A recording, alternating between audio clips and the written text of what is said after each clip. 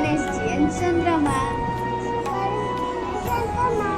એક દિવસ ગણપતિ દાદા રાત્રે મૂષક મહારાજ પર બેસીને જતા હતા. તો રસ્તામાં સાપ આવ્યો. તો મૂષક મહારાજે જલ્દી ઊભા રહી ગયા.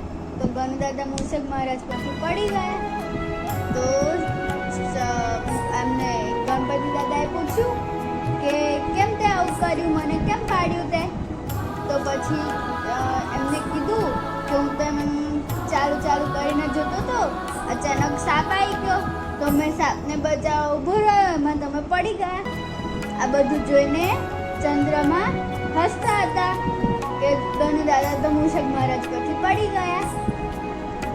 પછી ચંદ્રમા હસતા હતા કે મોટા મોટા ગણપતિ તો લડ્ડુ લઈને પડી ગયા. તો ગણુ દાદાને ગુસ્સો આવ્યો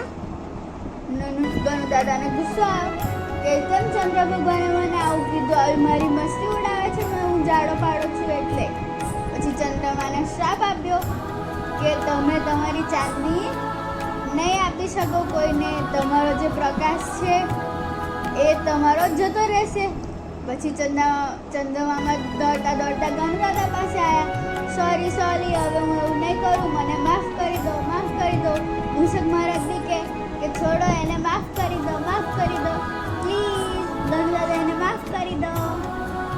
તો પછી ગણુ દાદાએ કીધું કે હું આપેલો શ્રાપ તો પાછો નહીં લઈ શકું, પણ 15 દિવસ તમારી પાસે તમારું અજવાળું રહેશે અને 15 દિવસ તમારી પાસે તમારું અજવાળું નહીં રહે. આવી રીતે 15 દિવસ પૂનમ હોય ત્યારે ચંદ્રમામાં દેખાય. પૂનમ પછી અમાસ ચાલુ થાય એટલે ચંદ્રમામાં ધીરે ધીરે કરતા ગાયબ થઈ જાય.